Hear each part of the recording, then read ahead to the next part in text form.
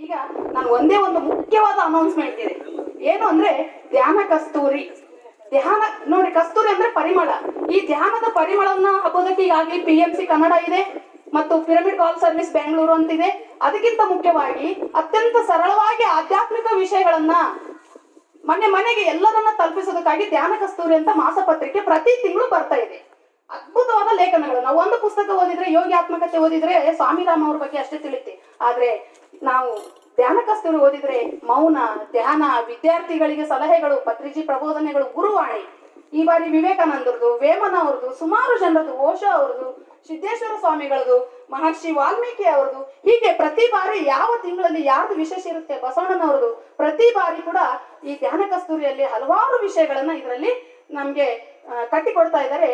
Doctor A Satyanarayana ಅಂತೇಳಿ ಸಂಪಾದಕರು ಹಾಗೂ ಅವರ ಇಡೀ ಒಂದು ತಂಡದ ಕೆಲಸ. ಸುಮಾರು ಇಂಗ್ಲಿಷ್ ಪುಸ್ತಕಗಳು, ತೆಲುಗು ಪುಸ್ತಕಗಳ ಅನುವಾದಿಕ ಲೇಖನಗಳು ಕೂಡ ಇದರಲ್ಲಿರ್ತವೆ. ಮತ್ತು ಇಡೀ ಕರ್ನಾಟಕದಲ್ಲಿ ನಡೆಯುವ ಆಧ್ಯಾತ್ಮಿಕ ಕಾರ್ಯಕ್ರಮಗಳ ಒಂದು ಪರಿಚಯ ಕೂಡ, ಎಲ್ಲೆಲ್ಲಿ ಏನ್ ಕಾರ್ಯಕ್ರಮ ಜರುಗಿತ್ತು, ವ್ಯಾಲಿಯಲ್ಲಿ ಏನಿದೆ, ಮುಂದೆ ನಡೆಯುವ ಮತ್ತು ನಡೆದ ಕಾರ್ಯಕ್ರಮಗಳು, ಸಸ್ಯಾಹಾರಿಗಳ ರ್ಯಾಲಿ ಪರಿಚಯ ಇರುತ್ತೆ. ನಾವು ಎಲ್ಲೆಲ್ಲೋ ಖರ್ಚು ಮಾಡ್ತೀವಿ ದುಡ್ಡು. ಆದ್ರಿಂದ ದಯವಿಟ್ಟು ಎಲ್ಲರಲ್ಲೂ ಒಂದೇ ವಿನಂತಿ, ನಾನು ಈ ವೇದಿಕೆ ಮೂಲಕ ಇಡೀ ಕರ್ನಾಟಕದವರಲ್ಲಿ ಏನ್ ವಿನಂತಿಸ್ಕೊಳ್ತಾ ಇದ್ದೀನಿ ಅಂದ್ರೆ, ಧ್ಯಾನ ಕಸ್ತೂರಿಗೆ ಚಂದಾದಾರರಾಗ್ಲಿ. ಇಂಥ ಅತ್ಯದ್ಭುತ ಪುಸ್ತಕ ನಿಮ್ಮ ಮನೆಗೆ ಬಂದ್ರೆ ನಿಮ್ಮ ಆ ಧ್ಯಾನದ ಮತ್ತು ಜ್ಞಾನದ ಪರಿಮಳ ತುಂಬುತ್ತೆ ನಿಮ್ಮ ಮನೆಯಲ್ಲಿ. ಮುಖ್ಯವಾಗಿ ಇನ್ನೂ ಒಂದು ಹೇಳ್ಬೇಕು, ಇವತ್ತು ಶುಭಗಳಿಗೆ ಲಲಿತಾ ಮೇಡಮ್ ಅವ್ರು ಹೇಳಿರೋದ್ರಿಂದ ನನಗೂ ಸ್ಫೂರ್ತಿ ಆಯ್ತು. ಜ್ಞಾನ ಕಸ್ತೂರಿ ತಲುಪದವರಿಗೂ ಕೂಡ ಮತ್ತು ಧ್ಯಾನ ಕಸ್ತೂರಿ ಮನೆಗೆ ಬಂದು ಕೂಡ ಓದಲು ಸಾಧ್ಯ ಆಗದೇ ಇರೋರಿಗೆ ಪ್ರತಿ ತಿಂಗಳು ಧ್ಯಾನ ಕಸ್ತೂರಿಯ ಎಲ್ಲ ಲೇಖನಗಳನ್ನ ಪರಿಚಯಿಸಿಕೊಡುವುದಕ್ಕಾಗಿ ಇವತ್ತಿನಿಂದ ಧ್ಯಾನ ಕಸ್ತೂರಿ ಯೂಟ್ಯೂಬ್ ಚಾನಲ್ ಕೂಡ ಆರಂಭವಾಗಿದೆ ಶುಭಗಳಿಗೆಯಲ್ಲಿ. ವಿಶೇಷವಾಗಿ ಈ ರಾಮಲಲ್ಲ ಏನು ಅಯೋಧ್ಯೆಯಲ್ಲಿ ರಾಮನ ಪ್ರತಿಷ್ಠಾಪನೆಯಾದ ಕ್ಷಣದಲ್ಲಿಯೇ ಧ್ಯಾನ ಕಸ್ತೂರಿ ಯೂಟ್ಯೂಬ್ ಚಾನಲ್ ಆರಂಭಗೊಂಡಿದೆ.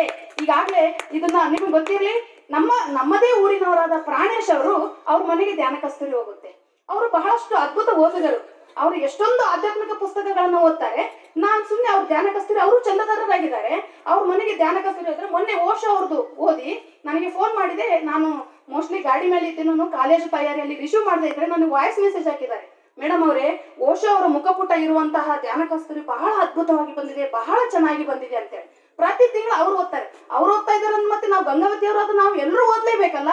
ನಮ್ಮ ಹೆಮ್ಮೆಯ ಗಂಗಾವತಿಯ ಸುಪುತ್ರ ಇಡೀ ಅಂತಾರಾಷ್ಟ್ರೀಯ ಮಟ್ಟದಲ್ಲಿ ಹೆಸರು ಮಾಡಿದಂತಹ ಪ್ರಾಣೇಶ್ ಅವರು ಕೇವಲ ಹಾಸ್ಯ ಕಲಾವಿದರಲ್ಲ, ಕೇವಲ ಸಾಹಿತಿಗಳಲ್ಲ, ಅವರೊಬ್ಬ ಆಧ್ಯಾತ್ಮಿಕ ಜೀವಿಗಳೂ ಆಗಿದ್ದಾರೆ. ಅದ್ಭುತ ಒಬ್ಬ ಮಹಾಯೋಗಿ ಅವರಲ್ಲಿದ್ದಾರೆ, ನಿಮ್ಮಲ್ಲೂ ಇದ್ದಾರೆ. ಆ ಯೋಗಿ ಜಾಗೃತನಾಗಬೇಕಾದ್ರೆ ಸ್ವಾಧ್ಯಾಯ ಬೇಕೇ ಬೇಕು. ಮುಖ್ಯವಾಗಿ ಪಿರಮಿಡ್ ಸ್ಪಿರಿಚುವಲ್ ಸೊಸೈಟಿಯಲ್ಲಿ 18 ಸೂತ್ರಗಳು, ಅದರಲ್ಲಿ ಒಂದನೇದು ಧ್ಯಾನ ಆದ್ರೆ ಎರಡನೇದು ಸ್ವಾಧ್ಯಾಯ.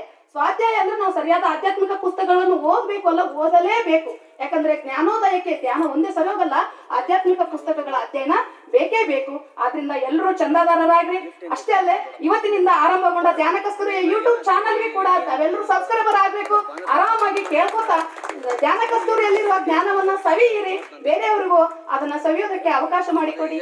ಇಷ್ಟು ನನಗೆ ಅವಕಾಶ ಮಾಡಿಕೊಟ್ಟಂತಹ ಅಖಿಲ ಪಿರಮಿಡ್ ಧ್ಯಾನ ಕೇಂದ್ರದ ಲಲಿತಾ ಮೇಡಮ್, ನಾರಾಯಣ್ ವಗ್ಗ ಸರ್ ಅವರಿಗೂ ಮತ್ತು ಈ ಸಂಪೂರ್ಣ ವೇದಿಕೆಗೆ ಮತ್ತೊಮ್ಮೆ ಪ್ರೀತಿಪೂರ್ವಕ ಕೃತಜ್ಞತೆಗಳನ್ನು ಸಲ್ಲಿಸ್ತಾ ಇದ್ದೀನಿ. Thank you.